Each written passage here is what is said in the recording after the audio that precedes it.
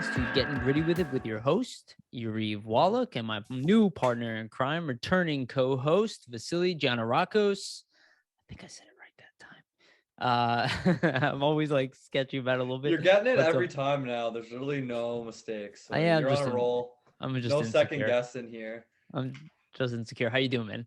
Oh, I'm doing good. You know how it is. Just working away, watching these West Coast Flyers games and thinking to myself, what's happening with this team and why is it happening the way it is? Yeah. Well, we'll definitely get into that.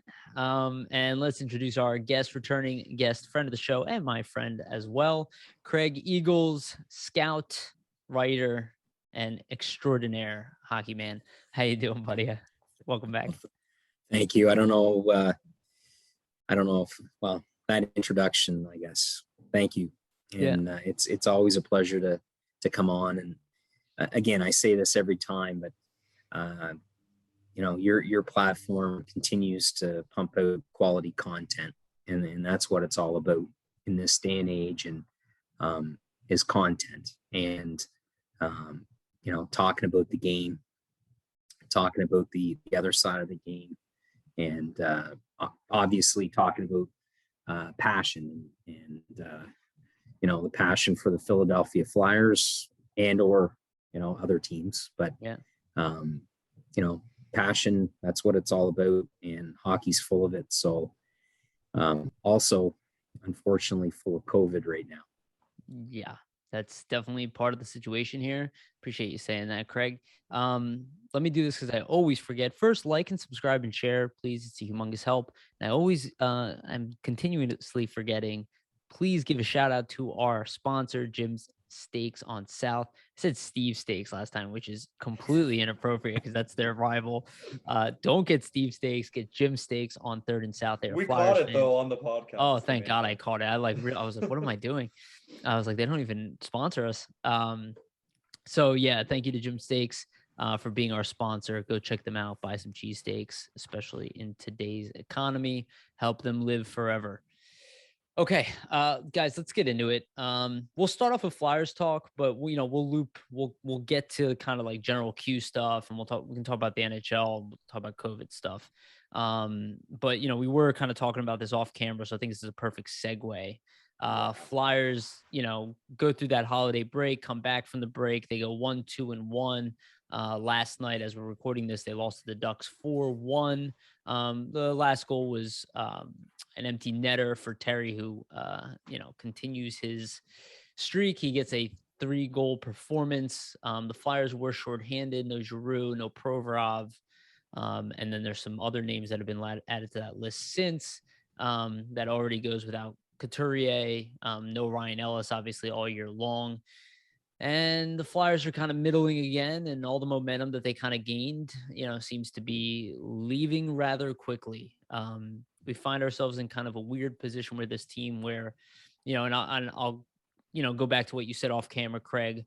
This team is, I don't like this statement because it's a very generic statement, but they are lacking an identity as far as we don't really know what they are. They're not bad enough to be bad. They're not good enough to be good. They can't be healthy enough to get good.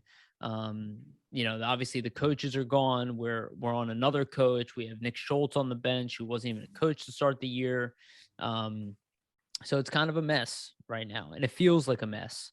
And even though the Flyers didn't play their worst hockey game last night, they definitely walked away with a loss. And I've said this, and Vasili knows what I'm talking about. Said this, people complain when they don't play their best, say they don't deserve that win. I will take I don't deserve that win every single night over I played well, but I lost 4-1. Vasili, let's go with you first, and then Craig, please chime right in. But Vasili, what are your thoughts about the recent game? It's a tough place for the team to be, and the thing is, it's really hard to evaluate the stretch as an overall, just due to the injuries. Because if you take away Sean Couturier, who's the team's best player, then you took away Derek Brassard and then Lawton for much of the road trip. You're leaving the team shorthanded at center, and then obviously Giroux gets hit with the COVID protocol, just yesterday afternoon, and gets pulled from the the game as with Provorov, their best defenseman at the moment. So I think a big thing with it too is it plays back to consistency. This team just has had no consistency when it comes from the lineup to the lines in general, obviously to the coaches behind the bench. It's just been, everything's just been in a flux this season.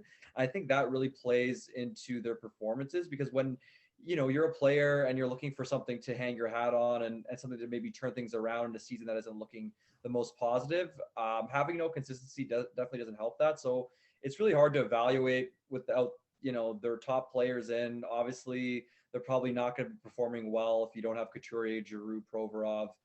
Not to make excuses, because there's probably no excuses to be made for the way they've been playing for a lot of this season and in this past road trip. But it's just without consistency as an NHL team and not the proper depth, that's available to be called up from the AHL team in terms of players who can contribute offensively at a higher level.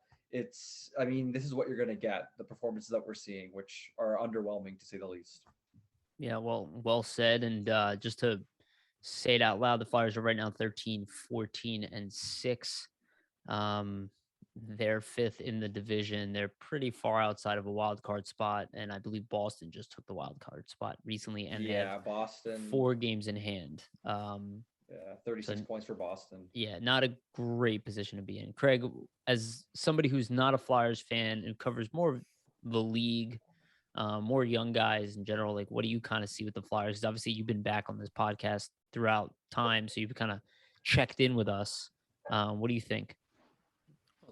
There's no identity, right? And you mentioned that it's hard to say that there's no identity on the Philadelphia Flyers right now.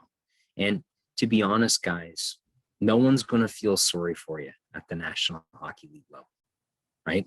No one's going to be sympathetic, because every team from time to time are going to go through and experience COVID, and they're going to experience injuries.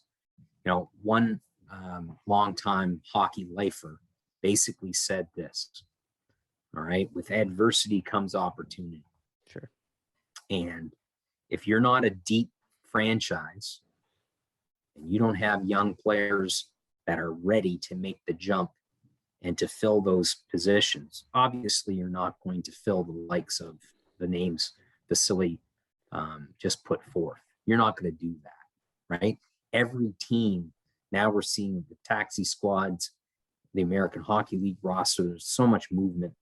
You're seeing that day in, day out now. Teams are really tapping into their depth because they have to, because guys are going down with protocol, with injuries, all these things. And it's adversity. And if you don't have a core group, right, and you don't have that consistency, like Vasili said, you're going to struggle, and you're going to lose hockey games, and you're probably going to lose hockey games for an extended period. Like, how many times have we seen National Hockey League teams, organizations go through long losing streaks, especially this year, right? It's happening, over and over again because of that depth and because of teams missing their core group of players and for extended periods of time, right? So whether it's a false positive, Matthews tests positive, then he's back in Toronto, he's going to play, he's not going to play. McDavid plays one night, test positive, not playing. Like, you're going to have that. It's the uncertainty, but it's the consistency, it's the identity of your organization, guys coming in, filling the void the best they can. It's almost like a perfect storm for the Philadelphia Flyers the last 2 seasons. If something was to go wrong, it's going to go wrong. And it's whether it's the injury bug, whether it's COVID, whether it's inconsistency, and whether it's, the messaging behind the bench, it is what it is, and it's happening right now. And you have to feel for the organization, you have to feel for the fan base. It's not getting any easier right now. Yeah, no, that's really well said. It's definitely not getting any easier. And Craig, I don't think you would be aware of all of these details, right? But the Flyers have actually lost a lot of their young depth this year to injury as well. Like we did have Cam York play last night, and he looked pretty good, and that doesn't surprise me whatsoever. For those who obviously listen to me, the Flyers depth has definitely been tested this year, and they lack. It shows where they lack in some areas, and even the areas where they have like a strength, like they were strong down the middle at one point. They have Kevin Hayes, who is coming off of 2 surgeries. Sean Couturier has not been healthy pretty much all year, at least majority of the year. Ryan Ellis has played 4 games this year. Provorov's healthy. I mean, I doubt he even has symptoms. That guy's an Iron Man. And just like the level of other guys we lost, Tanner Lazinski was out all year. He was the guy who was supposed to step up for us this year. Wade Allison hasn't been able to play, got injured, then got injured again, both long term. Our former first round pick, Tyson Forrester, has a great first year in the AHL. Looks like he's a guy who might be a call up during the season. He's out for 5 months. Zayd Wisdom missed the entire year. Now he's playing in the lower level of OHL just to get some games in.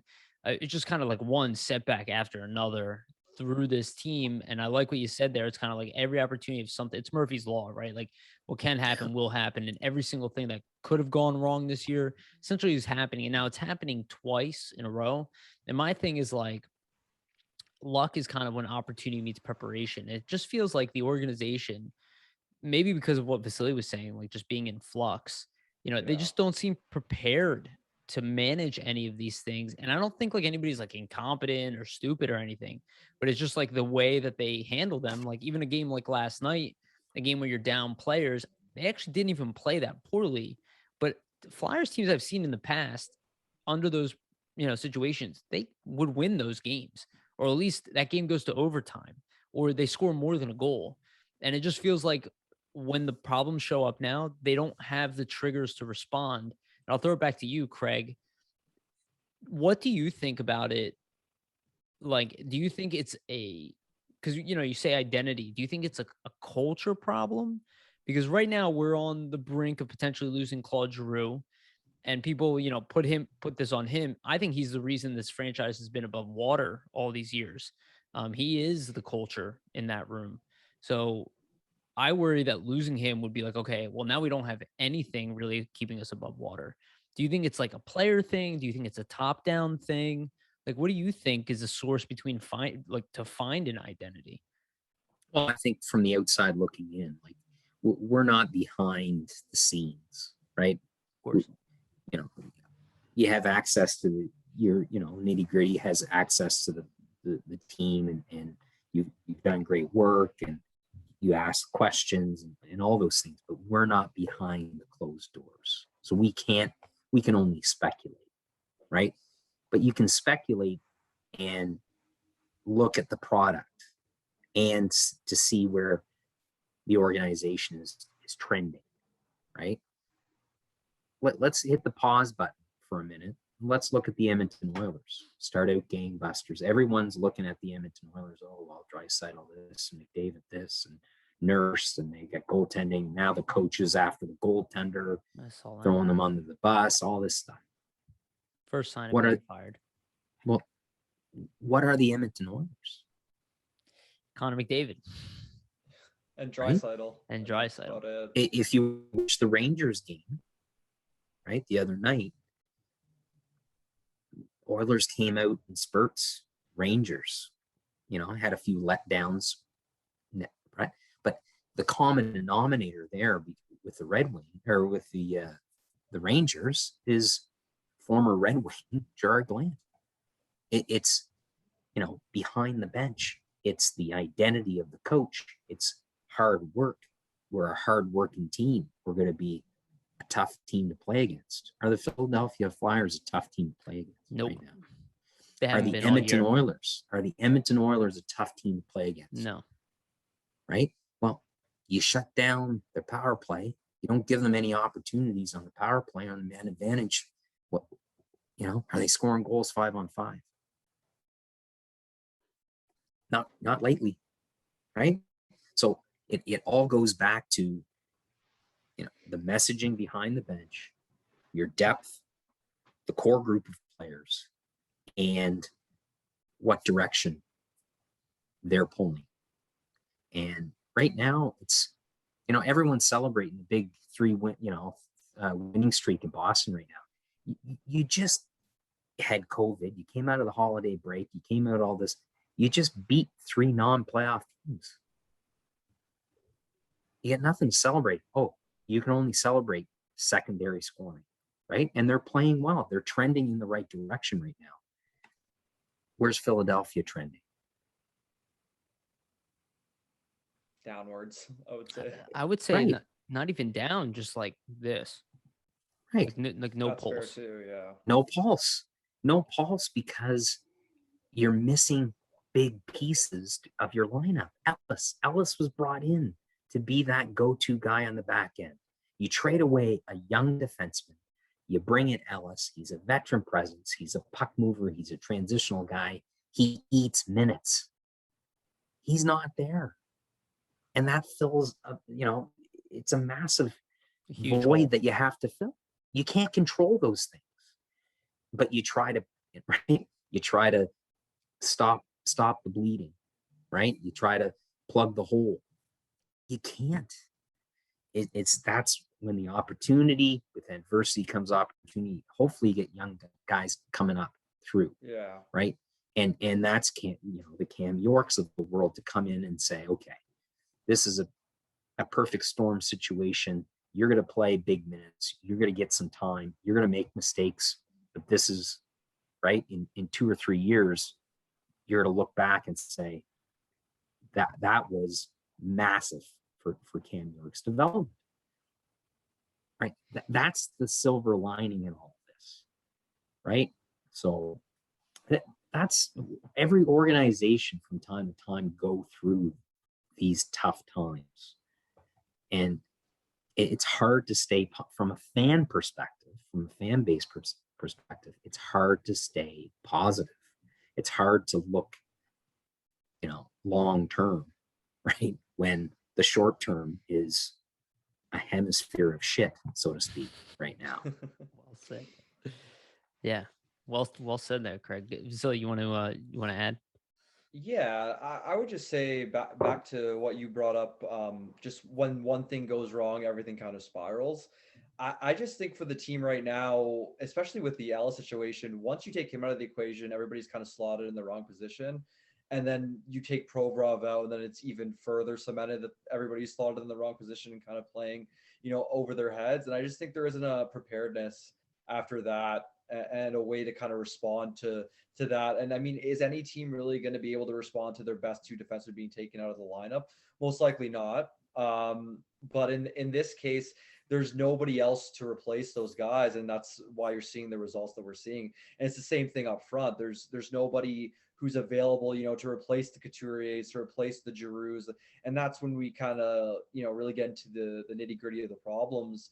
And it's just the depth organizationally and kind of the foundation in which this team was built. And, we were led to believe that the team had, an influx of upcoming young prospects that could make a difference, which I would say that they still do. It's just a lot of it is just bad luck. And it's hard to, equate something to that, especially from a fan base that hasn't had much success in a very long time, to say, okay, this is all bad luck. But it is, right? Because let's say you have Claude Giroux go down, then you can call up a Tyson Forster who has skill and looks like he's going to be a good player, down the line to kind of fill in for a few games and show what he has.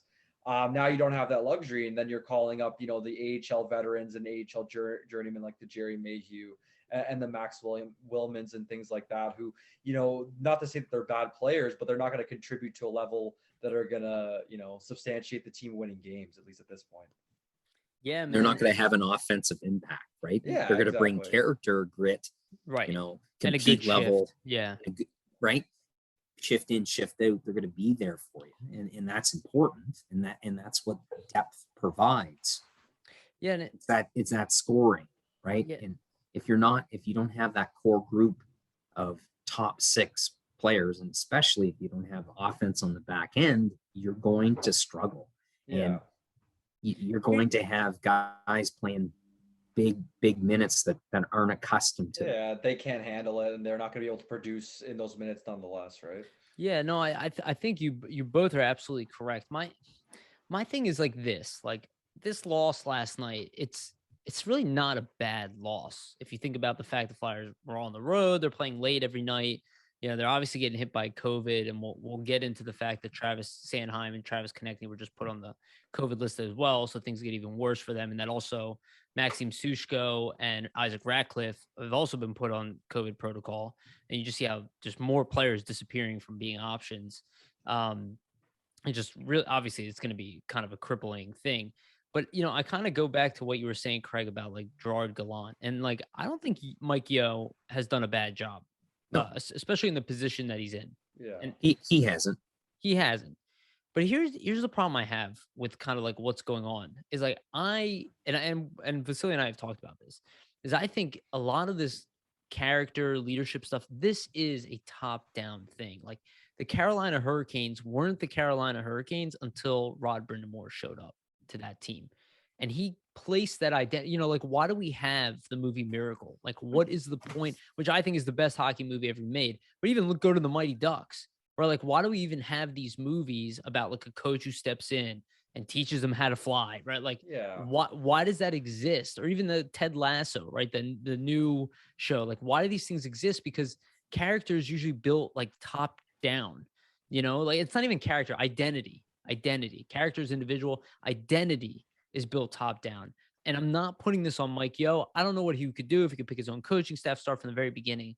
But from what I see, I'm like, I don't think he's coming back next year. I don't think so either. And I don't think it's his fault, but I think this team is looking for a coach to create. I think they were hoping that would be AV, and maybe it worked for a little bit and it didn't sustain, just like most of his positions. But like, I liked Gerard Gallant. You know, maybe there are other coaches like that, but then you just need to find the coach that works. It doesn't make them bad coaches. I've said this over and over again. It doesn't make them bad coaches. You just need people to find that works for this group. But somebody who literally gives his team an identity. Like, I have such a hard time believing that guys like Morgan Frost cannot be adequate scorers when a guy like Giroux is out, at least in like a 1-game, 2-game span, right? Like, and you see flashes of it. You know, you see like a guy like Farabee never seems to slow down, or Cam Atkinson stepped up last night. And yes, I think that loss was probably a result of not having the talent, but it's been all year where like they can't get on a roll. You know, they go on a 10-game losing streak and don't have the identity to step up. Like, I remember people used to laugh at the closed door meetings that the Flyers used to have back in the day. Like, I'm not even seeing that anymore. You know, like I want to see a team that just refuses to be anything but awesome. And you know, Craig, you were talking about the Bruins. Like, I do think the Bruins fall under that category, where that is a team that has lost talent. The Penguins fall under that category. They lose talent, guys go down, and they never stop working like a machine, even if they struggle. You know, they go through their struggle and they get right back to business afterwards. Yeah. And I feel like that's something the Flyers are missing. I don't know. Do you guys go ahead? Craig, I agree with that. Yeah. I do. I think there's one major piece of the equation that whenever you make a coaching change, right, you look at Bruce Boudreau and his impact in Van City right now. Mm-hmm. What is Bruce Boudreau a great coach? Yeah. His track record, his resume, right? Speaks for itself. It does. Why is Bruce Boudreau so effective as a coach? He holds players accountable. He gives them confidence, but it's accountability. And just to add to that, Craig, for those who are not aware, he benched Alexander Ovechkin, called him fat or something like that on the bench a few years back ago. Just it's an example of something. Sorry, go ahead, please. Right? Accountability. Yariv, that's what it's all about. At the National Hockey League level, you can be a motivator, right? Turk Gallant, motivator. Okay, Mike Kelly, Jim Midgley on the bench with the Rangers now. It's great. Okay, Midge is a great coach, great guy, right? Mike Kelly's the X's and O's. Turk, the motivator, right? He's the motivator. He knows his X's and O's. moves, but right, Mike Kelly, they've done it in Vegas. You don't have the Vegas Golden Knights mentality, right? That doesn't happen because they put the band together. Sure, they had great players, right? Expansion. That happens because of the person on the bolt, the person behind the bench. That's that story itself, right? He simplifies things. They play to their identity. They play hard. The players know that he's going to be honest. He's going to be upfront. He's not going to throw them under the bus. He's going to protect them, right? All these things, that's what goes into, right, quality coaching at the National Hockey League level. It's about accountability. It's about holding players responsible for their actions on and off the ice. And if you do that, you're going to have success. And it's the window of success, right? Some coaches, it's an extended period of time where they can go in there and do that, right? Like Paul Maurice, say, oh, well, he quit on his team. He's this, he's that. He didn't lose the room. It was time. Paul Maurice is that type of coach where he knew it was time, right? I think Claude Julien would be a perfect fit for the Philadelphia Flyers. I really do. Oh, well, he's too similar to AV. He's this, he's that. Claude Julien, defense first mentality, transitional puck, move the puck, support the puck, and get out on the attack, right? You look at the Philadelphia Flyers and who they are right now. Do they have an identity in their own zone? Do they have a defensive scheme and mindset? The answer to that is no. So if you don't have that mindset, right, you're going to struggle at the National Hockey League level. I agree with that. Go ahead, Vasili. And yeah, just to jump off what you were saying there, Craig, I think it's just the simplicity of a standard being set on the Flyers end. And like we were talking about, a great coach sets a standard for his team, and the team lives up to that standard, and they know where the bar is, and they know where they have to meet the bar and meet the coach's expectations. And not to say that Yo isn't doing that, but I don't know if he's being the most effective in that standard being set, because we see the play on the ice not matching, what's being said in press conference or what he's looking for the team.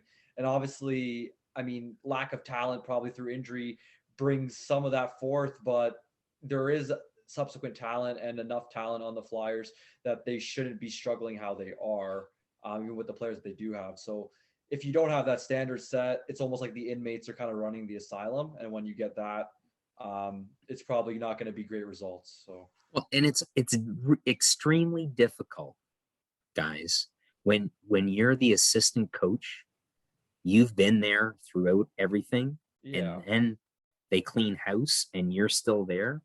That's extremely difficult. He's in a losing position. Yeah, absolutely. Exactly. He's in a position to fail. No doubt about it. There's no doubt about that. Because it's not even a fresh voice, right? And that's the thing. It's not. Sometimes you need, right?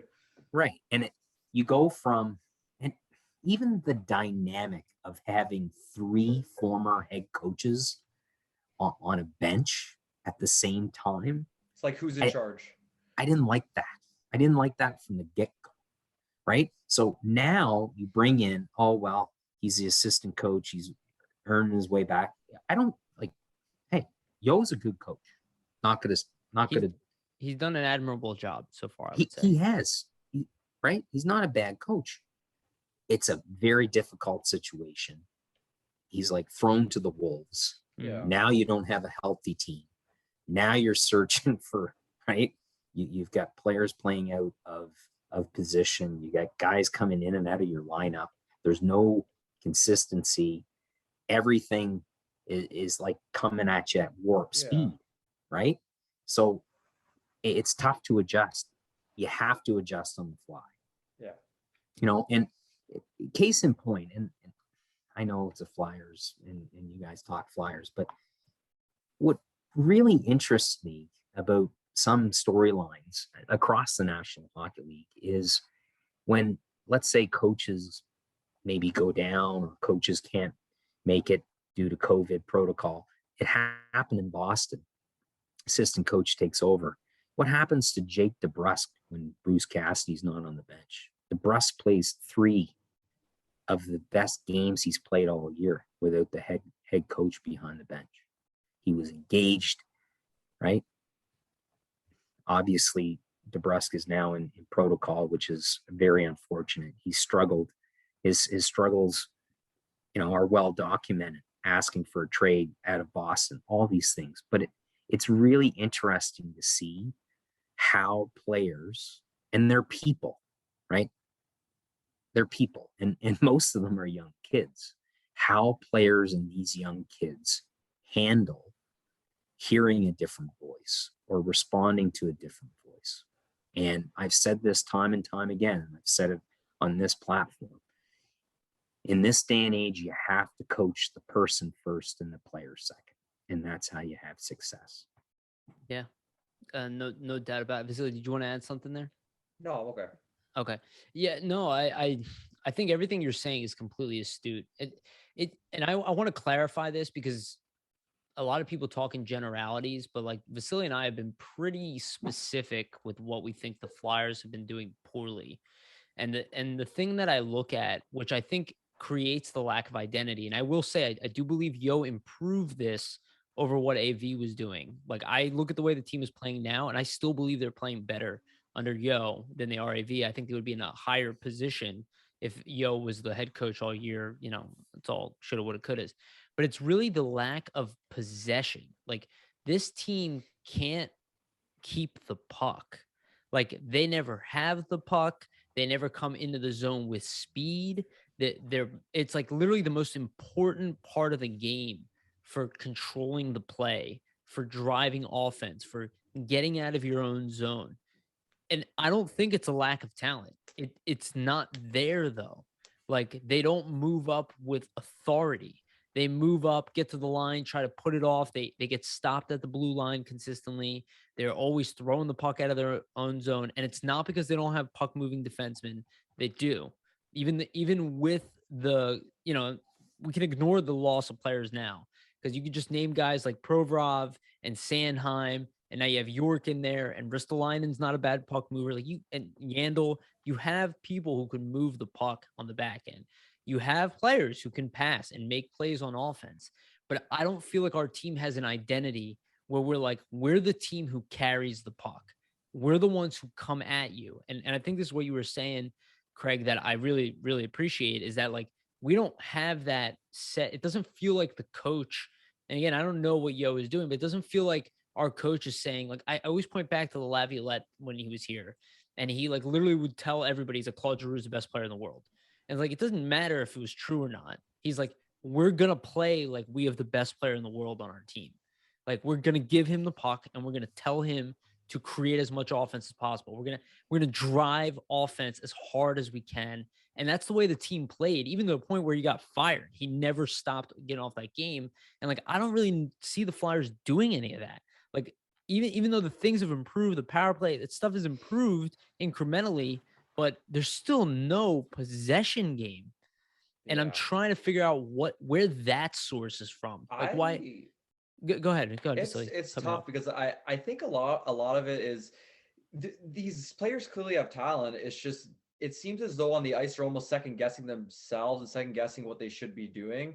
And even, puck possession is a key in today's NHL. If you don't have the puck and you're not playing fast, you're gonna, get pounced on and lose the puck, and it's gonna go the other way on you very quickly. And when they lose the puck, it doesn't even seem like there's a plan for them to really get it back effectively. And then overall, they're just in a spiral where they're chasing the game the full 60 minutes almost. And it's tough because it comes back almost to what you were speaking about, Craig, which is just you think about, a standard and an identity, and there is no identity. And it's hard for the team, I think, to get going and believe in themselves and be able to kind of take the skills that they know that they do have and actually execute it onto the ice. And that could come, from a belief in what's being preached to them by the coach or system or whatever you may have it. But if there's no identity, as you were saying, I mean, what are they really buying into as a team overall? And then you kind of look at like really great teams with great culture. Obviously, the Tampa Bay Lightning, they, back-to-back Stanley Cup winners. So they're the pinnacle at this point to look at. They get Braden Point going down with injury, Kucherov going down. They call up younger guys like Taylor Radish and Kachuk, and they're not missing a beat. Are those guys, the best players in the league or on par with the Point and Kucherov? No, but they're still towing the line and playing within their structure and playing to their team's identity, which obviously is missing and lacking for the Flyers. And it's not to say that Morgan Frost or a younger players like Cam York aren't at the same skill levels as those younger players on Tampa. It's just doesn't seem like there's a belief there in what's going on. And I don't know if that's because maybe, Yo has been there so long and it's just almost same old deja vu kind of thing for the team. It's almost like a thread or a deck of cards once or a house of cards. I mean, once one, card falls down, it just all comes crashing down. That's what it seems to be for the Flyers. Once one mistake happens, once one thing goes wrong, they just don't have the mindset or the mentality to recover from that. And I would, definitely say, obviously we're not in the room to judge and gauge, but that has to come from, a lack of identity and just lack of structure in their game overall. Okay, and let me add something here. And Craig, I think this will probably get you talking. I'm sure you have something to say, but I was thinking about the Bruins as Vasili was talking. And I think this is a really great example of what we're talking about. The Tyler Seguin trade, right? They lost that trade. Exactly. Did they ever? They lost that trade. That's the type of trade that's supposed to set your franchise back. Did it? No. Not at all, yeah. They just had other guys step up and they had the confidence to move a guy. And again, I don't know if I agree with this, their assessment of Seguin, but they had the confidence to move on from a very talented player and be like, well, we believe in our culture here. Right. And it worked. Maybe you could say they'd be better with Seguin, but, and again, I don't mean they were better because they lost him. I mean that their culture allowed them to sustain that type of loss. Well, it's where they down, lose a trade. Right? Well, I look at it, just seemed like whatever it is, I don't know what it is. And maybe Craig, you have a better idea. It's just like, if you see the Flyers make a trade like that, where they lose a trade like that, like that's all of our fans will be talking about forever. Like people right now are freaking out about Ellis, right now in Boston, it's the 2015 draft, right? You have 3 players, 3 in a row. Sinishin wants out. Debrusk wants out. Right. Zaboro, that's the late downside. bloomer, right? So, they traded Kessel. John Beecher. They have Beecher, right? Right. They've got Beecher. So you got to go way back. The Kessel deal, right? What did the Kessel deal mean? Why was Kessel moved? Right. Money. There's a tremendous story there, right? Did Kessel get along with Julian?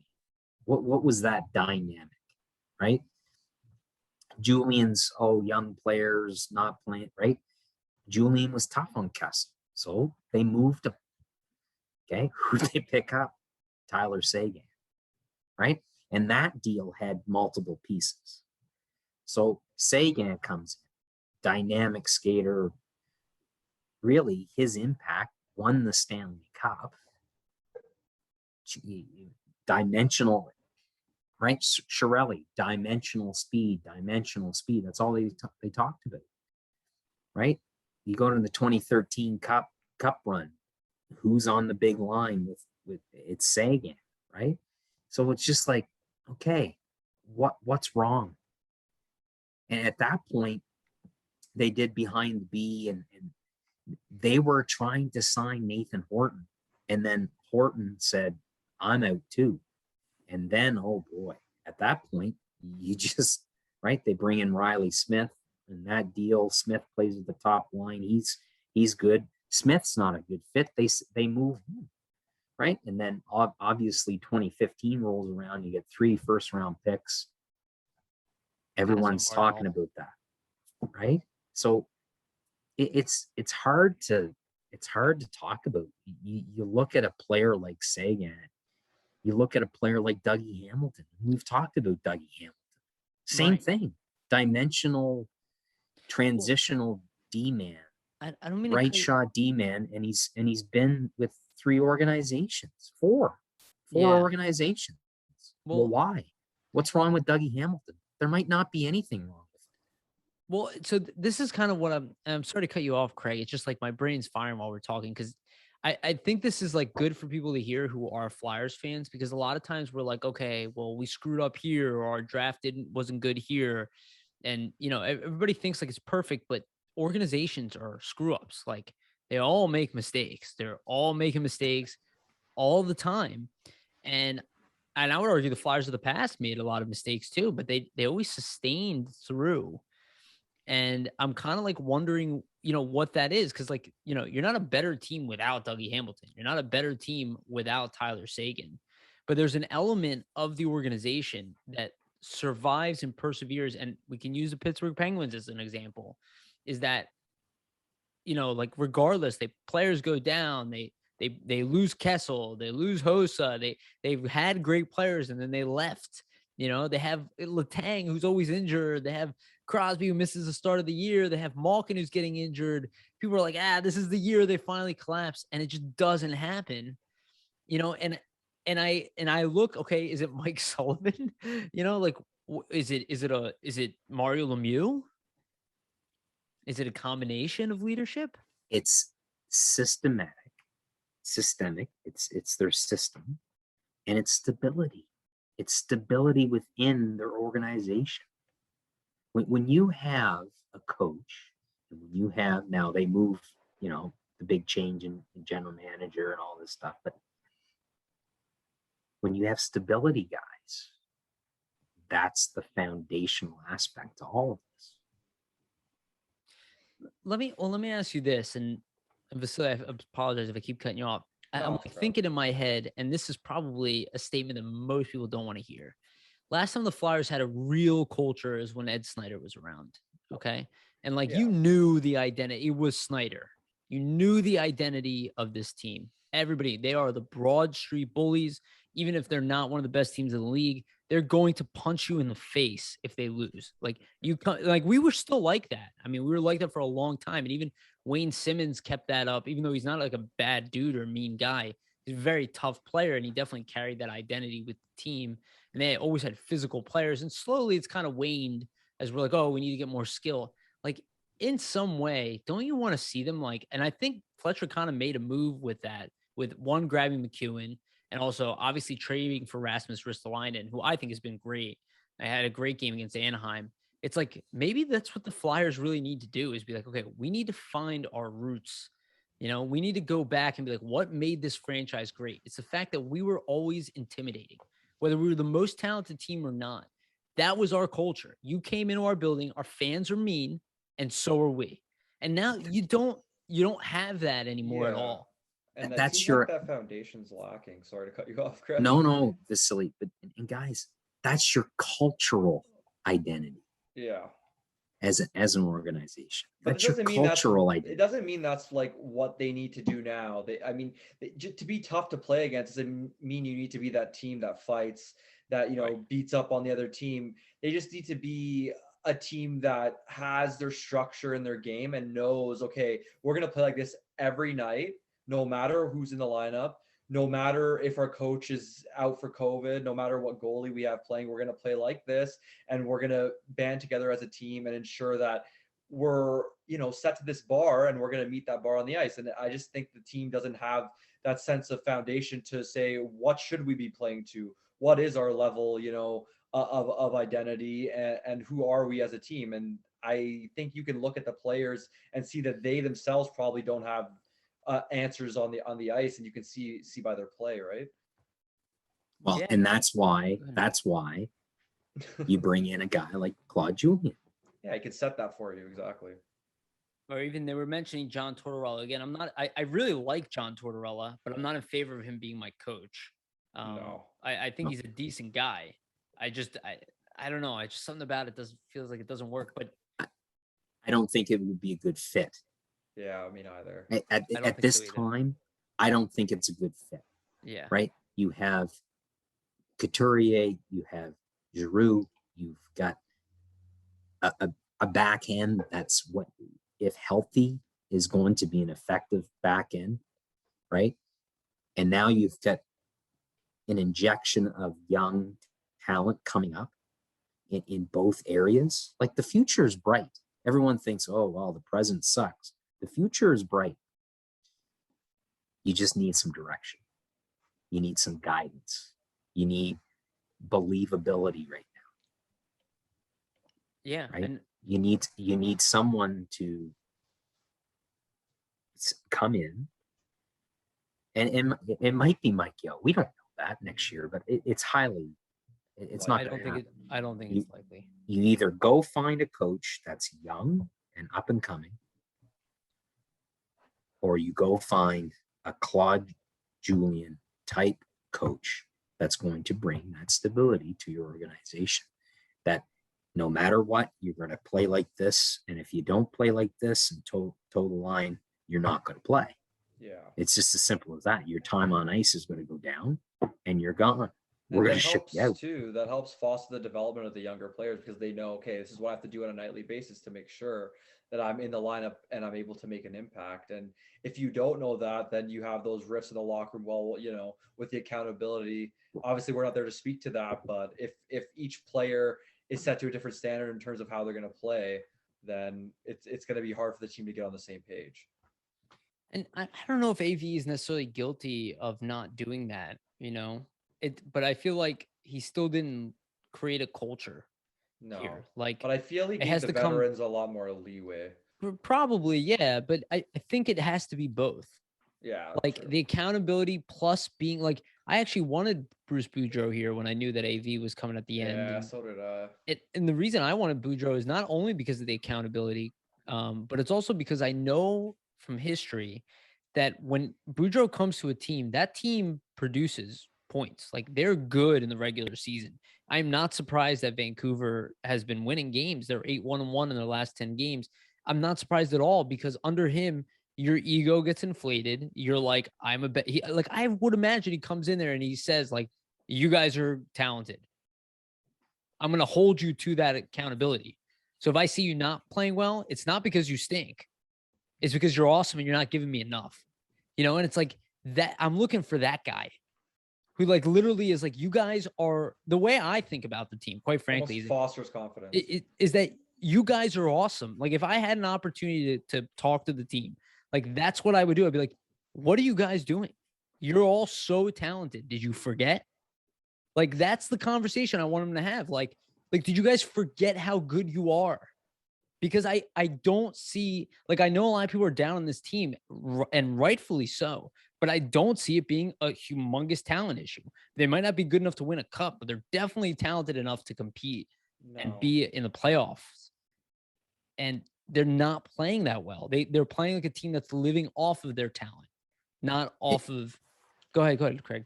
It all comes back to messaging, right? With AV, what was the message, right? With Boudreau right now, it's messaging. It's talking to players. It's building that confidence. It's holding people accountable. It's all about the messaging. Yeah.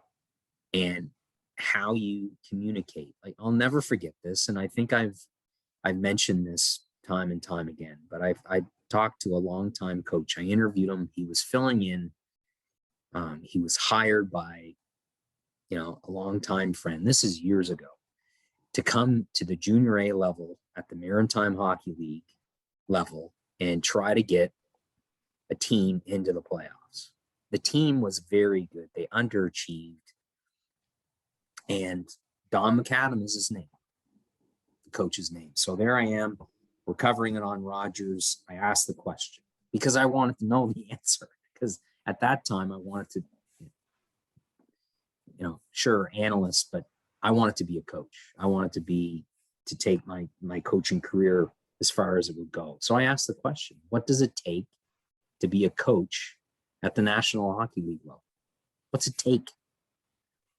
Don McAdam said this: if you can communicate, you can coach at any level. Any level. Doesn't matter. Right? If you can communicate, if you can talk, if you can message, communicate, and get the best out of your players, you're going to have success. It all comes back to messaging. It all comes back to communicating what you want when you want. And right now, that's what your cultural identity is all about. And it, like you said, Yariv, it starts from the top down. Yeah. And that's why Vancouver's winning. Yes. Because they got a coach that giving them confidence. Now, if they lose a couple in a row, he's going to be hard on them. But they know, right? Yeah. They're going to know. They understand. Okay, well, he wants this. This is what makes us successful, right? To play in his under his system. So let's get back to that. The best coaches are never easy on their players. They build them up.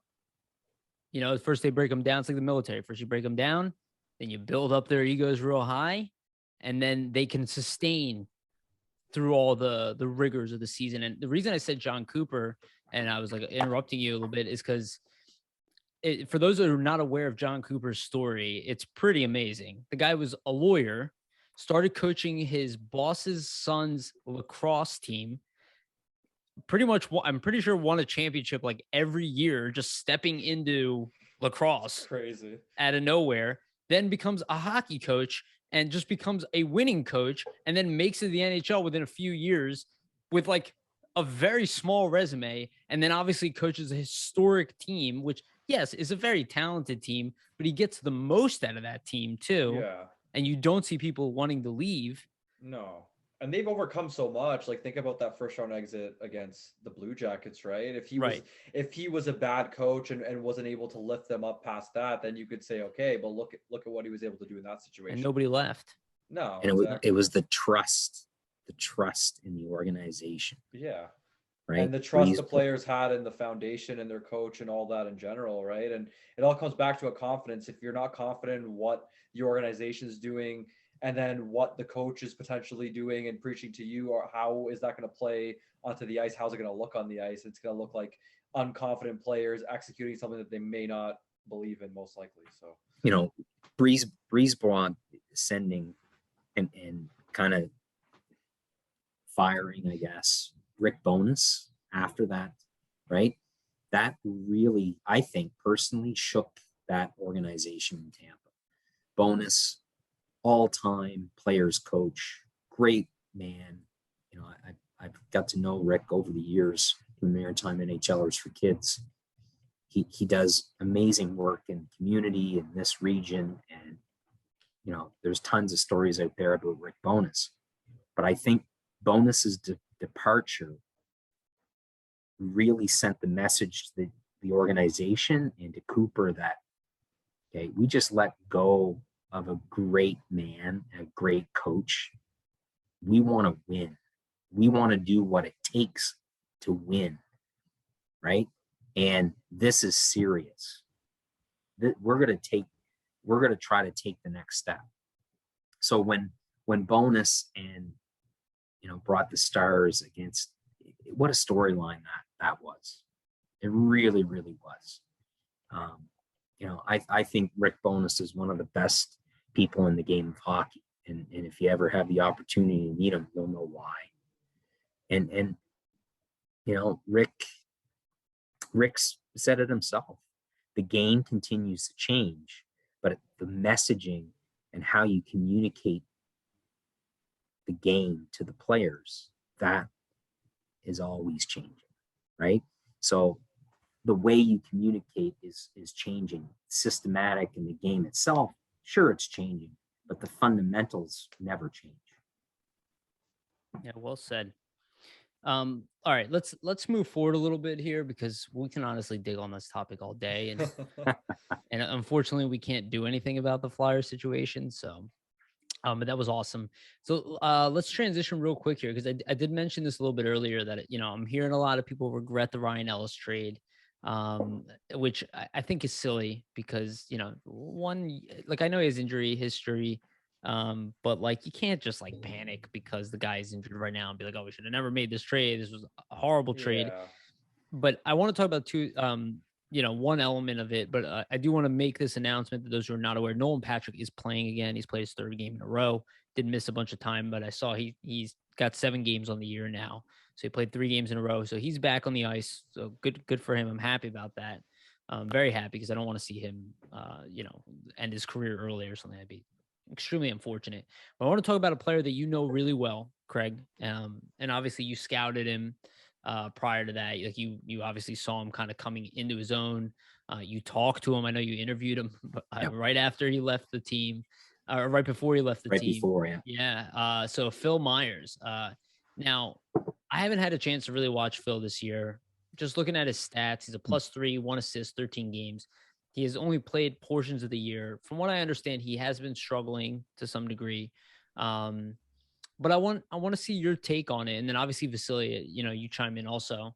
But I want to see your take on Phil Myers because I still see him as having a lot of promise. Like I don't see him as a guy who is, like, oh, we got lucky because we got rid of him. We got Ryan Ellis instead. Like I'm like, he's still a 6'5" mobile defenseman with offensive talent and a grit to his game.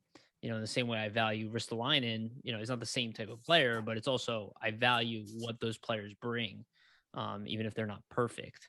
What do you think about the Phil Myers situation? Well, and the player in general. Well, let's talk about the person in general first. When I talked to him in the summer, ironically 2 days before the trade,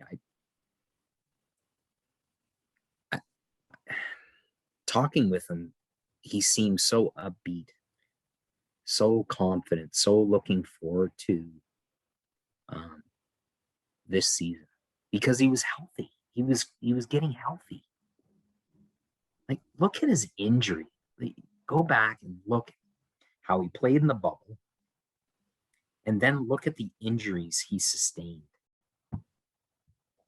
in consecutively. He was almost relieved to be skating and to be playing. I know it's only summer league, but just enjoying the game again and looking forward to putting last season behind him and moving on with the Flyers. So when they made the announcement, like I was in shock because I literally, it was 2 days after I wrote the article and he was so upfront and honest and transparent with everything. If you have an opportunity, and I'll send it to you, and so you could maybe push it out again. But it's great to look back at his mindset, and then I think we all have to understand how young players deal with certain things, and being traded, changing your life, changing everything is hard. It's difficult. I don't know the full story. I haven't talked to Phil. I reached out ironically last week to talk to someone about Phil. I'm not going to divulge that information because that's a private conversation. I will say this: Phil Myers is a heart and soul guy. He will respond. He will bounce back, and he will become the player that we all know he can be. It's as simple as that. I like that positivity. I still believe in him. Sorry, Vasili. Go ahead, please. Yeah, I would say there's no lack of potential for Myers. We all see the skill set, right? 6'5", mobile, right-handed defenseman who can skate like the wind and has a really great slap shot and the vision on the ice. And we can't really, undermine enough how much an injury kind of plays into the psyche of a player. Because through last season, he had that rib injury and then comes back early, says he's feeling fine. Most likely he's playing through injury, and that's hampering your confidence in yourself to say, hey, I can make this play because I know I can when I'm healthy. But who's to say if you can do the same thing when you're injured, right? So I think that plays into how he was last season. And then the team as a whole wasn't a great environment. So, you have the team spiraling, and then your game isn't, where it should be. And then that affects how you're playing in the future as well. And then the trade, as Craig alluded to, I mean, think about we obviously as outsiders aren't sure of how it would be like, for somebody to wake up and let's say call you and say, okay, you're moving here now and this is your life now, right? So that's a totally a different thing that most of us aren't accustomed to. So I think for him and coming off the uncertainty of last year, that's probably affected his gameplay this year. I haven't had the chance to watch him a ton. I know he hasn't been playing as much as probably he would like, only 13 games so far, but he has the skill set to be a great player. And I would be surprised if Nashville doesn't give him the opportunity to show every skill he has and try to make that team a better team defensively. So I wish him all the best. Obviously, it's been a while since he's been traded, but as Craig was saying, he seems like one of those guys that's going to bounce back and is really a hard worker, because if you're an undrafted player to make it to the NHL, the work and the dedication you have to put into your craft in order to do that after, how many teams pass you by, it only speaks for itself there. Yeah. So sorry. No, please. I pulled up the article real quick. I'll just read a couple quotes from Phil. Yeah, sure. Yeah, this season was definitely different when you're not winning as much. Everyone obviously is not in a good of a mood if you're winning. So it was different. It was a different year for me. A lot of learning. Mentally, it was a grind. I took the time to reset after the season. I took some time with my family and friends to think and reflect on what happened this year and try to grow from it. I think a good way to put it, it was a learning year. All right. So Phil Myers is still learning. Yeah, but he's a young player, young defenseman. How long, does it take for some to break through, right? Like, for everybody's different. Development isn't linear. Sometimes you have a great year, next year you valley, and then you peak. So yeah, and absolutely. Sorry, I didn't mean to cut you off there, Vasili. Just wanted to. So here's his game logs from this year, and again, it doesn't tell the whole story, but his first game of the year, October 14th, he plays 21 minutes, no points, no, just even. Second game, he plays 15 or just under 16 minutes, 2 penalty minutes. Then he plays 15 minutes the next night, -1, 16 minutes the following night, a +1, then 19. You see how inconsistent his ice time is. 19:36, the fifth game of the year, he's a +2. Then 18 minutes, then 19 minutes, then 16, 15, 6. Then 8, and then 17, and then last night he played 13 minutes. He had an assist, and he was a +1. Last night. So like you can see even like his usage is kind of going up and down. And I wonder, it's probably a reflection of his game too, where like some nights he seems to be on, and then other nights he's probably not on. And it's probably causing some inconsistency between him and the coach. Because even like the one of the nights that I stated where he played 18 minutes, he had 5 shots on goal that game. I look at stuff like that, and then the game where he only played 8 minutes, he had 4 shots on goal. And I'm like looking at this stuff, it's like they probably don't. He's probably just kind of all over the place. And I feel like at 24 years old, this is the time where he's going to start developing. Really, I know people don't like hearing that, well, that's growing pains. That's the age for defensemen. Like you can consider that a 20-year-old forward in my mind. Like 20, just like a goaltender 27 can definitely be a rookie in the NHL and be like developing and starting and really starting his career. It's like 24 years old. Like I wouldn't be surprised if he turns it around, gets some consistent time. And, maybe these are the growing pains of, maybe that time lost, like you were saying, Craig, Well, I'm not a numbers guy, but time on ice, that's a number that I buy into quite a bit. That's why I looked at. Just reading, like, honestly, reading those numbers pissed me off. Me too. It pisses me off because it just goes to show. Now, again, I haven't watched, who's his D partner? Did they dress 7D? Yeah. Right? Good question. This doesn't tell a big story. Are they giving him reps? Are they setting him up? Has he earned it? we don't know. But No. you're 24 years old. The sky is the limit. You've battled back from injury. It's a new city, a new place, right? I know it's the National Hockey League, but holy jumpins. Give the kid an opportunity. Yeah, so he's playing bottom pairing. His partner is Mark Borowecki. That's fine. He's a good defenseman, but you get Phil Myers as your fifth defenseman. Yeah. So seems like sixth. Fifth or sixth. So yeah, is Phil Myers a sixth defenseman? I'd like to see I'd like to see the other five. Maybe he's a sixth defenseman on a Stanley Cup winning team, and you're balancing out your parents. Yeah. I don't think so. And it seems to me like, because Dante Fabro, who I forgot, now with them and not St. Louis, so he actually is not playing at the moment, and I wonder if that's why Phil Myers is getting more ice time, and that's why maybe they're just strong on the right side. But it is kind of strange, like.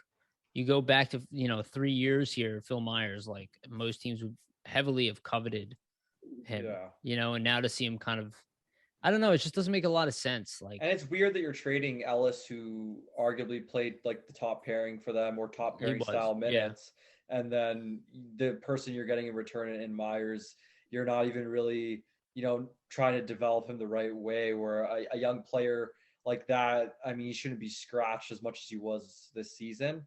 And he's not, playing in a role, I don't think that's conducive to him becoming the player he can be. I mean, he's with Borowecki. Yeah, anyway. I will say this about Nashville.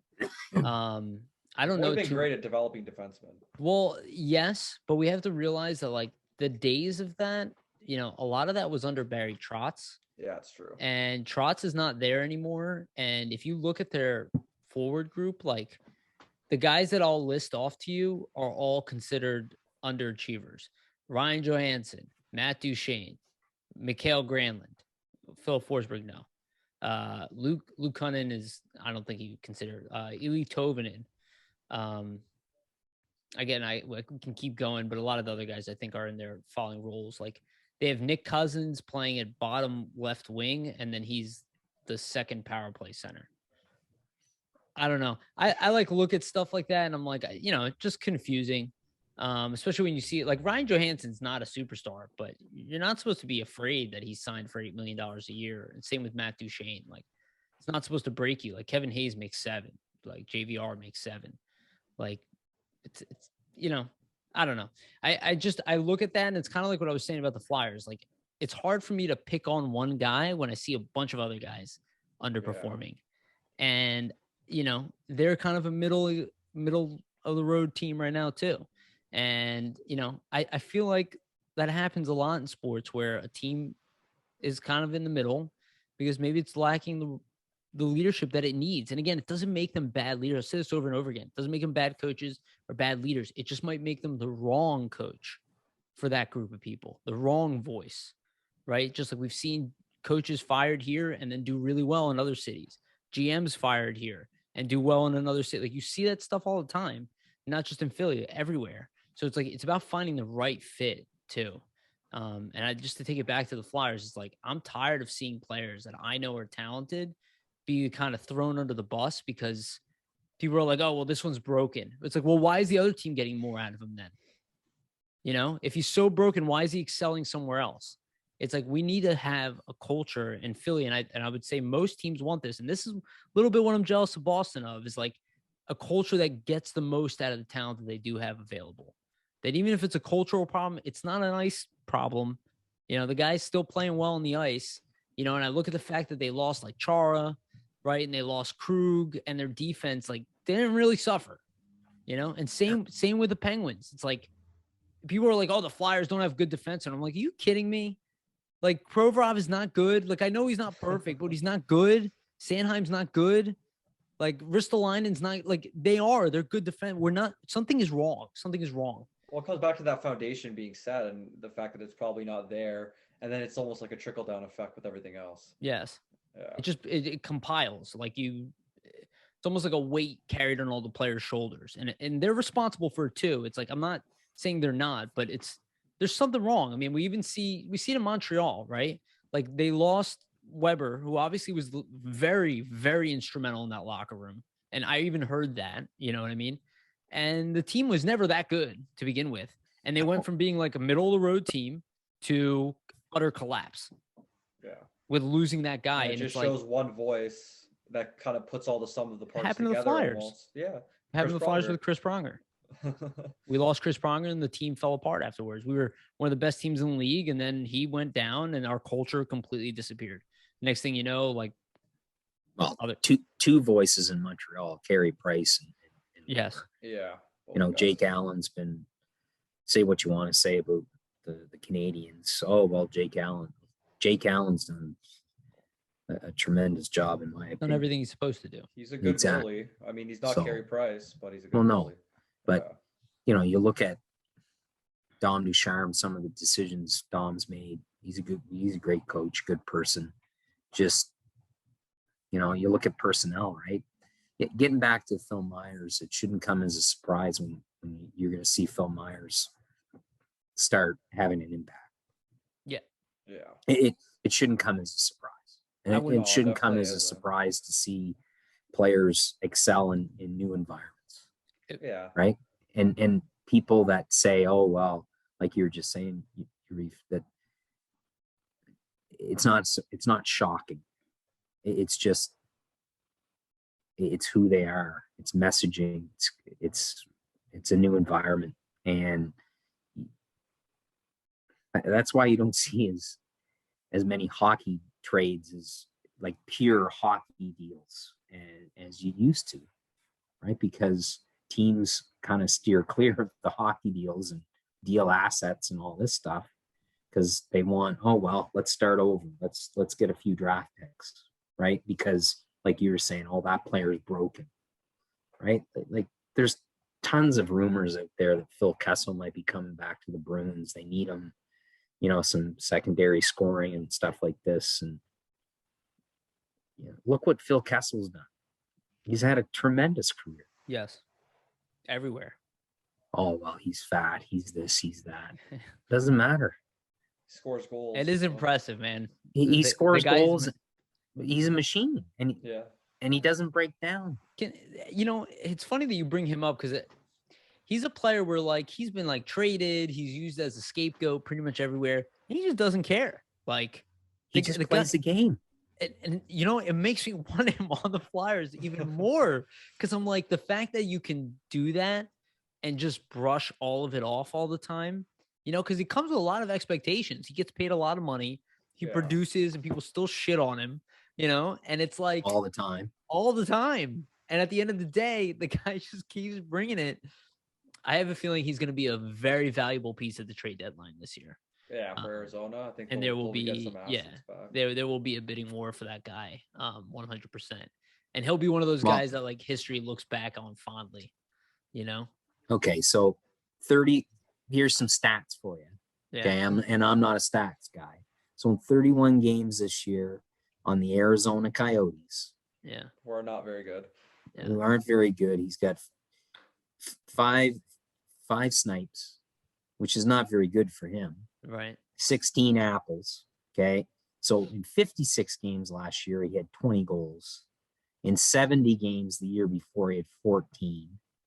And that's on Arizona. That's on Arizona. Right. All right. And then the Pittsburgh years, 27, 34, 23, 26.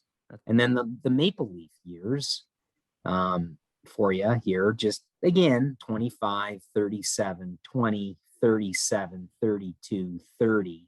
And then, those teams weren't that good either. Not good. And then you have the Bruins years, 36, 19, and 11. 11 as a rookie and battled cancer, testicular cancer, and came back. Right. So the mental toughness for him is you can say whatever you want to say about Phil Kessel. All right. Being this and that. And the picture that, you know, the notorious picture of him in his t-shirt after the game and all this stuff, people making fun of. How many consecutive games has Phil Kessel played? He like never gets injured. Yeah. No. I forget his Iron Man streak. But He's like Yeah. 900. He's very close to what Keith Yandel's at. He's Yeah. like maybe 20 Yeah. games behind him. I So- think everybody's kind of saying that once Yandel hits that record and passes Jarvis, Kessel's probably going to end up beating him in the end because he's going to keep playing a few more seasons. So yeah. career numbers COVID.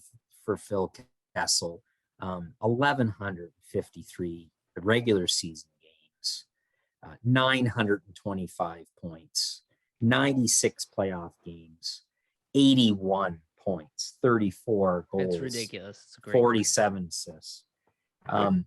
Couple cups in there. Hall of Famer. Kessel is a Hall It's Hockey kind Hall of of crazy, Fame. isn't it? Oh, man. Kessel is a Hockey Hall of Famer. So Yeah. He's our there you- Babe Ruth. Guy, you're just like, how are you this good?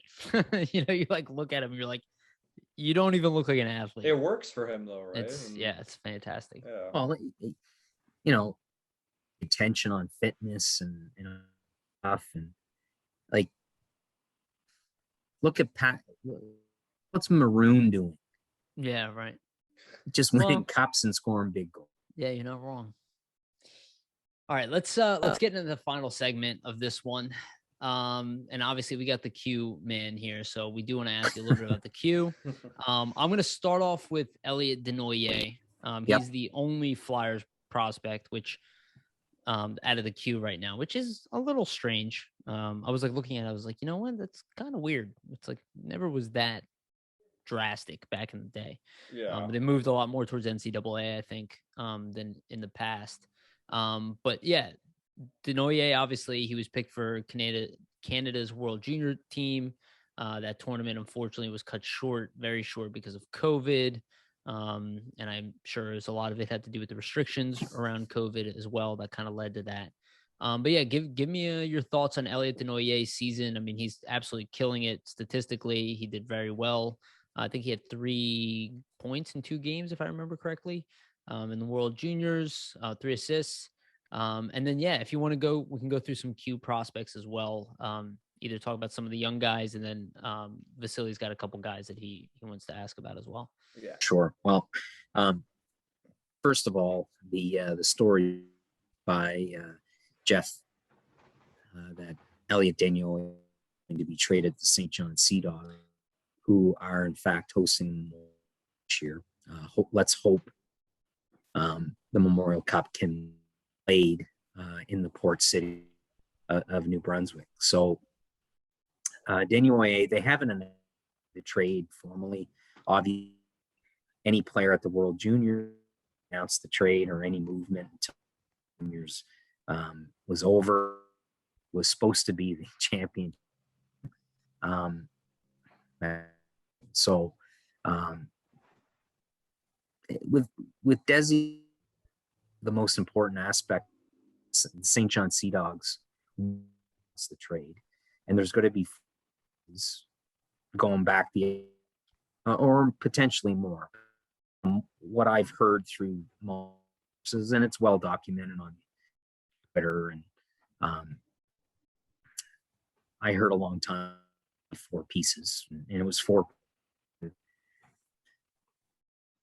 with the McIsaac deal. It was 4 pieces going, from Moncton to Halifax. Anyway, the St. John's thing, finally getting a player going to bring character and grit and two-way to their lineup.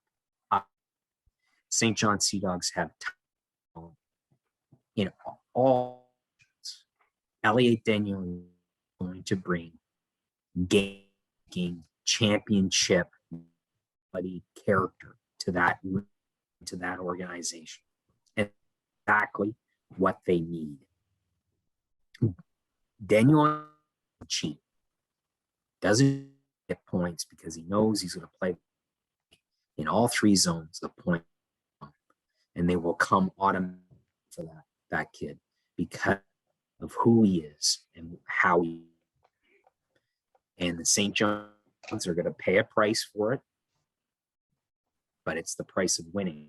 Especially, you can win.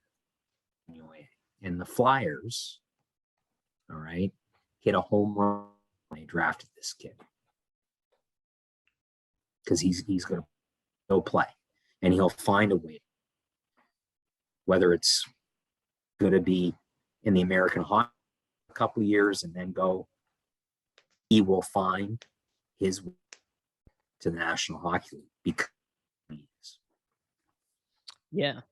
I think that Desnoyers has gone way above expectations from where he was drafted.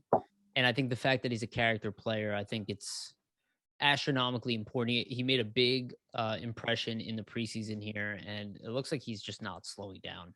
And he's one of those things where, the Flyers keep getting mocked for their drafting, and then, they draft guys like Desnoyers. They obviously drafted Oscar Lindblom back in the day. They found Phil Myers, they found Igor Zamula. And, that's where I think it makes a difference in your draft, when you don't have the easy ones and then you hit home runs like this. Almost like the diamonds in the rough, and that kind of looks like that's what he's going to be. And it almost seems like there's like a relentless style behind his play. Like he's always going, he has a motor to him. I mean, I don't want to say kind of somebody who reminds me, I haven't watched a lot of his games, at least in Halifax, at least this season. Maybe in not in terms of skill, but just in terms of like relentlessness and continuing to forecheck and continue to play, maybe like a Mike Richards. What would you say is a comparable? Scott Lawton. Oh, Lawton, yeah. What would you say would be a comparable for Desnoyers, maybe on the NHL level, Craig? It's a great question, and from a scouting perspective, it's comparables are sometimes they're unfair. Larry's, it's call, right? It's difficult to look at that. And on previous casts, we kind of looked at Sean Corrali type play. It bottom six, skill with the puck, relentless on the forecheck. I probably skates a bit better than Elliott does, and I'm sure Elliott, would be the first person to say that he needs to continue to work on. Now, obviously, his relentlessness away from the puck and his accountability in all three zones really him the player he is. He's going to have to continue on his quickness. Look where his skating was 2 years ago. Look where it is now. There's some projection factory. There's some, whatever buzzword you want. There's massive gain to his skating and to his foot. I see a Sean type. Now Corrali taller, just taller or 3 inches taller than, but that's the type of that he can be. And for Flyers, they might say, oh well, he's a bottom six. Elliott can play, and I've said this before. Elliott can play lineup because he's so skilled. He's so reliable and accountable in all three zones, like I just said. So, and makes him it's his version can play both the wing and through the middle. So it's going to be very interesting to see Gordy Dwyer is going to play when, in fact, they trade, which is probably tomorrow or the next. I think the deadline is actually so we'll announce it tomorrow. But it's interesting where they're going to put him in. Obviously, of Desnoyers, you'd want him as your first line. St. John's deep. You've got scoring. There's only one puck that goes, and it's difficult for that group to only have the one puck. Their this is made to, some young players in St. John get power play time. They're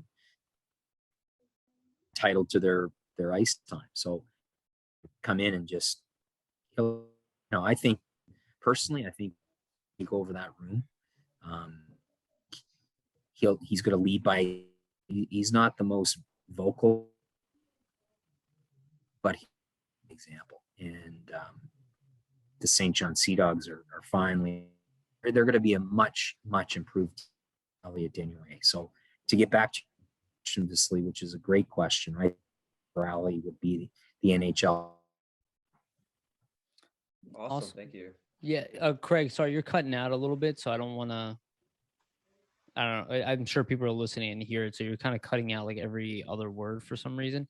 Not every other word, but no. We can I can hear you and understand you, but there's like a weird pause in between. It's not your I was fault. getting it a bit too. No, it's probably weird internet stuff. Yeah. So, but I do want to ask.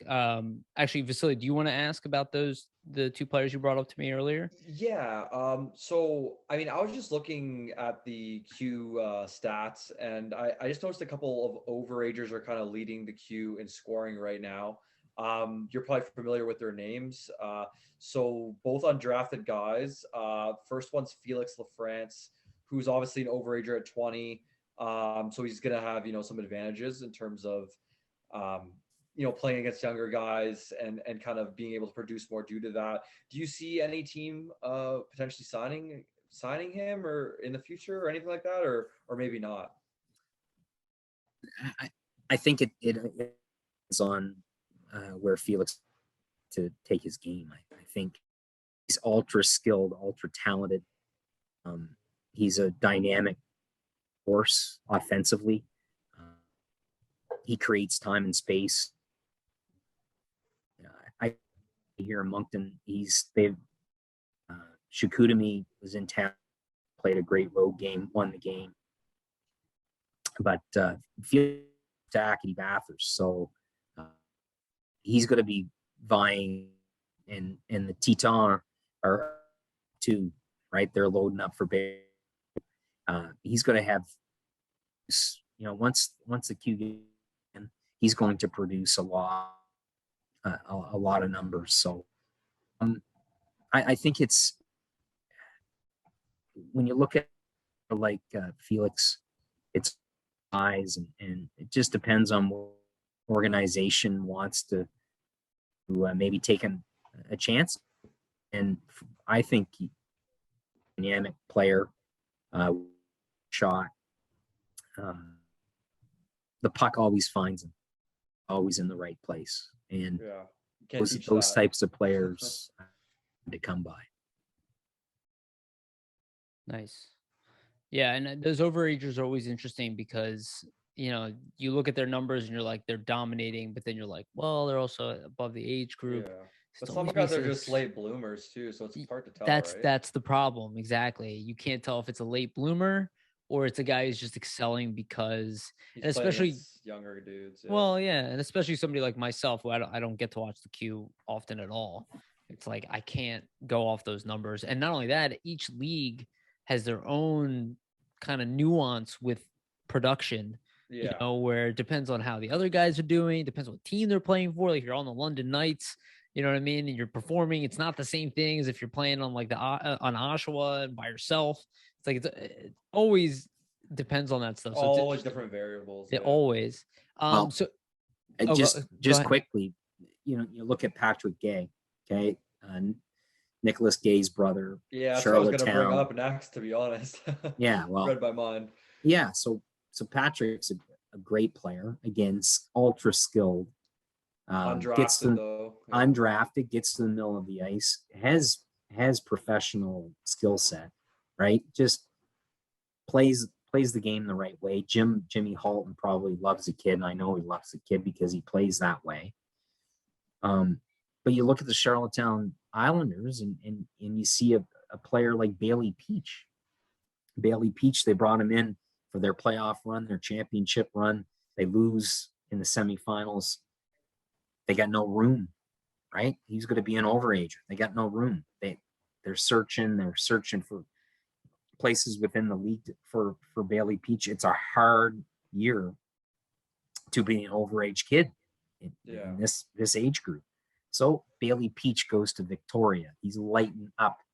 Okay, he's the player of the month in the dub. He's lighting it up. He just had 7 points in one game last week. Wow. So as you're saying, Yariv, it just depends on the new environment, new league, right? Peach, I've got a story brewing on Bailey. the intangibles. It's the never give up attitude. It's right to see how far the game will take you. And I think you're looking at overage players and you're saying, oh, well, they're playing against younger talent and all this stuff. All the undrafted players, the Zach McEwens of the world, right? The Matthew Highmores that came through the queue, the Liam O'Briens in Arizona, right? Just surpassed a career high in NHL games played. It's the intangibles that they bring. And when it comes to amateur and pro scouting meetings, right? You always need that one person, that one team to believe in you, to pound the table. It happened with Phil Myers. It happened with, all these guys coming up through, the Ross Johnsons of the world as well, especially from the Maritimes, that have gone undrafted, have played their overage year, have had success, and are playing under the bright lights of the National Hockey League. And there's great stories. Wouldn't surprise me if Patrick Gay might go to the U Sports route and then try professional. His brother's at UNB under Gardner McDougall. I think he's got 15 goals in 18 games. So, it's a hockey playing family. And I had an opportunity to interview Patrick during his NHL draft year and obviously, COVID shut that down. It was hard, going undrafted, but still going into Sherbrooke, rebuilding team, still put numbers up, then gets traded to the Islanders, still, putting numbers up. And sometimes that undrafted thing, right, leaves a chip on guys' shoulders, makes them try even harder, work even harder to get to where they want to be, right? So in the end, maybe it could be even a blessing in disguise for some guys. Well, it is a blessing in disguise. And Vasili, it's great that you mentioned that, because you got a lot of teams, you got a lot of suitors after you, right? So you're not owned by one organization, you have them all looking at you. And I think more and more guys are taking the long road to the National Hockey League. A lot of youth sports players, college, Canadian college players are jumping now, signing ECHL and American Hockey League deals. Mitchell Balmas, he just signed an American Hockey League deal for the rest of the year. So when you're looking at players and overage players, it's, the trend right now is potentially go to youth sports and then jump, go to Europe after. But it's every player has their own unique path. And I think you mentioned those overage players, especially playing in Q. It's the intangibles that they bring, like leadership. And I think those two players that you just mentioned bring that and more to their organizations. What do you think about it? Might butcher his last name, but I'm sure you're familiar with him because he plays for Halifax Mooseheads, but he looked to be like the number one ranked Q player, Jordan Dumais. So you say Dumais? Yep, Dumais. Oh, okay. Dumais. We both killed it there. Yeah, it's French. I could tell it was French. What do you think about him? Well, I saw him ironically about 2 weeks ago. Halifax came in, and very similar to Lafrance. Lafrance has tons more speed, and it's the skating. I was talking to an NHL scout that night, and it doesn't matter. The kid puts up points, right? But can he skate at the National Hockey League level? Is he elusive enough? Can he get into those tight areas and really do the damage, right? So whenever you have a small, right, diminutive, undersized, whatever you want to say, whenever you have players of that stature, they have to bring the intangibles, and they have to create time and space, and they have to be dynamic offensively if they're going to play at the National Hockey League level. Will he get drafted? There's no question he'll get drafted. Mm-hmm. Will he play? It's too early to say, but he's going to have to work on his explosive. his from point A to point B, he's got to get quicker. He thinks the game extremely well. He moves the puck. He's got a great shot. He's got great mitts in tight. He's having a tremendous year. It's just a matter of, where he takes his game over the second half of the season and what he does in the off season leading up to the draft and the work on his skating. Can he play? He can definitely play. It's just, look at guys like Semino, same thing, very, very small, undrafted because of his size, signs, right? It's a process and it's really early in that process. And with COVID last year, and it's definitely set some prospects back, I think, just getting game reps and that type of thing. But kid can play. He can play. Well said. All right. We've gone very long today, but it was definitely a pleasure. So that's why I think we went so long. Well, one more player. Yeah, please go ahead. Tristan Leno. Okay. Tristan Leno. Remember that name. I have him written down, actually. Yeah, we had him on our Olympics. List, yeah. So remember that name. Tremendous skater. Good puck mover. Great set of hands. Good shot. Right shot dean there. Transitional. Got some edge and some bite to his game. This kid's going to be really, really good. Really good. Well, maybe we have the inside track from you, Craig. So yeah. Well, maybe we'll fall to the Flyers. We don't. I mean, at the way we're looking at it now, Flyers are going to be drafting about middle of the pack in the first round if things continue the way that they're going. So, and one thing. Sorry to keep going. No. Go ahead. One thing. A lot of people have asked. The question before, why aren't NHL teams drafting more out of the queue?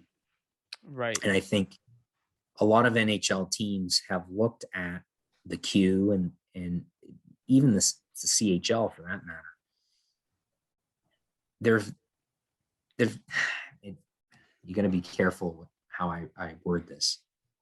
There's been a lot of top end talent, especially coming out of the Maritimes and coming out of the queue lately, right? Top end talent. So it just depends on where that talent and where you're drafting, right? And where those players land on your draft board.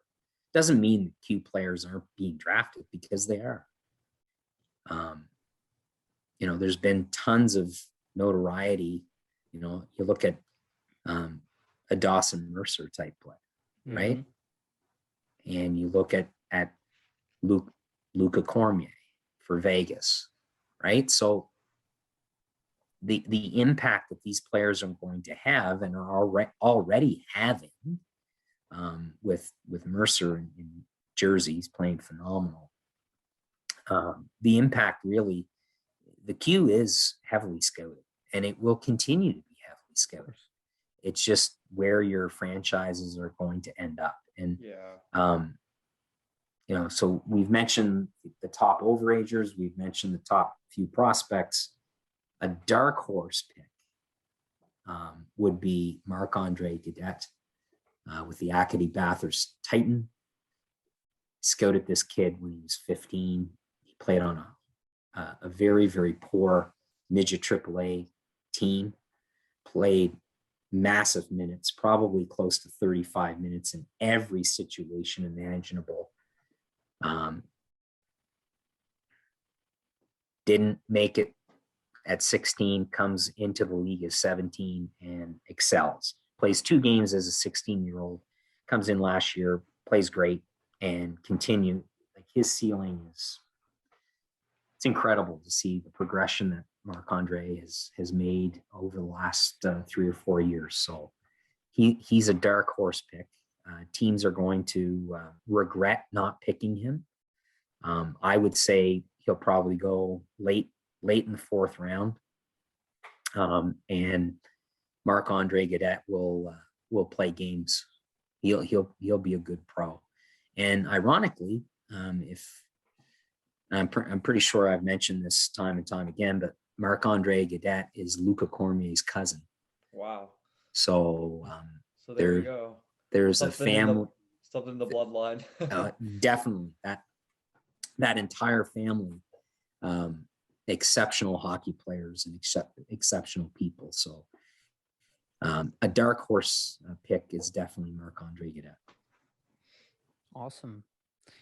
Great. Well, thank you for all the insight on the queue. We appreciate it because we don't get to see them that often. Maybe Vasili gets to see them a little bit more than I do, but definitely not a lot of people. Sports out in Canada, you get a little bit more of the coverage sometimes. Yeah. But I mean, I'm not gonna try and pretend like I watch a ton of Q games, but once in a while, when there's some Flyers interest with like Denoye, definitely will tune in.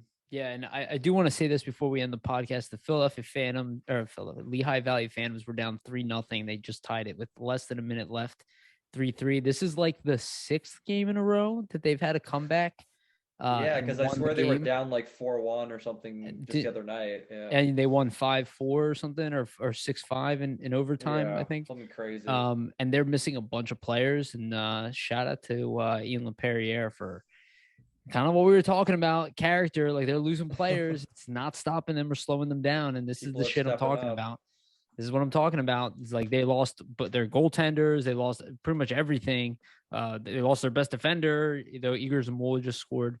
They lost all their goal scorers. Doesn't seem to be slowing them down. They're signing guys to PTOs and they're stepping up. So. And again, no Ratcliffe, no Sushko today. They lost Frost. They lost Forrester. Like, they're... this is what I'm talking about. This is what I'm talking about. You got to find the right coach.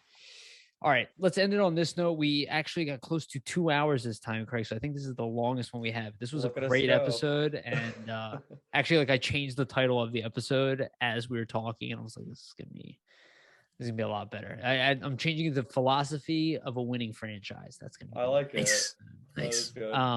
This was awesome, Craig. Do you have anything coming out? Anything you want to let our audience know?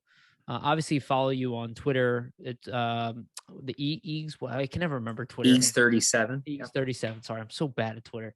I'm like barely on there anymore. So make sure you follow Craig. But do you have anything coming out? Any work people should be No. Again, it's been a long pause.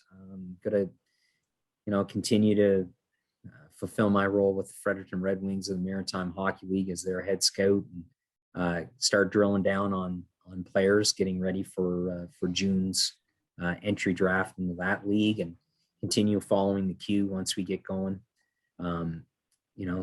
I just think right now it's a struggle for a lot of people, and especially a lot of people in the hockey world, and a lot of young players not being able to play because of COVID. And again, I just feel compelled to continue to write about the game, the good aspects of the game and the bad aspects of the game. So, I just try to be as positive as I can and try to showcase and tell some stories. And that's, getting back to the passion, that's what I'm passionate about. So I think I'm going to continue with that. That's awesome. And it's honestly, it's always so fun to have you on, Craig. I feel like every conversation we have is so nostalgic and epic and so good. So good. Thank you. Yeah, the thank you. insights out of this world. It was so fun to converse a bit this episode for sure. Awesome. Thanks, Vasili. Yeah. I'm glad you guys got to meet. Vasili, you have anything coming out that you want to tell people about? Yeah. So later this week, I'll probably have an article, I believe, on the Friday coming out. So tune in for that one. It should be a good one. Some of the themes might change, I guess, depending on how the Flyers play tomorrow night against Pittsburgh. If the game even still happens, who knows? Yeah, I'm kind of hoping it doesn't, because the Flyers are missing a ridiculous amount of players. Actually, the list is in front of me. Travis Konechny, Travis Sanheim, Claude Giroux, Ivan Provorov, Jackson Cates, Nick Seeler, Sean Couturier, Ryan Ellis, Derek Brassard, and Nate Thompson. That is all guys that are out. Funsies. That's half of your lineup. It is what it is. All right. Thank you again, everybody, for listening. Really appreciate it. This was a really, really fun episode. It's going to be a longer one, so I hope that you stuck with us all the way to the end. Again, like, subscribe. Shout out to our sponsor again, Jim Steaks, for just being awesome and sponsoring the network in general. So really appreciate that. Go get some Jim Steaks. And thank you to both of you, obviously, for sitting down. I don't think any of us really noticed how long this went, but then I was looking at the time. I was like, we're just at 2 hours here. So. We're having fun. That's okay. Yeah, it was a great one. I really loved our conversations today. It was really, really, it was a great one. So thank you again. Please like, subscribe, comment, do the whole thing. And thank you so much for supporting us. And remember, like always, stay free.